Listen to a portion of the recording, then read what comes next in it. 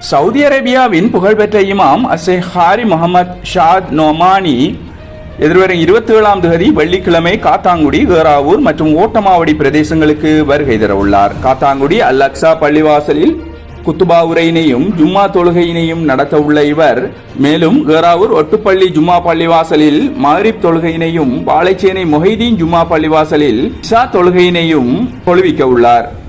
அவர் Saudi Arabia மக்கா ஹரம் ஷரீஃபின் இமாம் அஷேக் Sudais அவர்களின் குரல் உட்பட பல இமாம்களின் குரலில் குர்ஆனை ஓதக்கூடிய ஒருவர் என்பதும் குறிப்பிடத்தக்கது.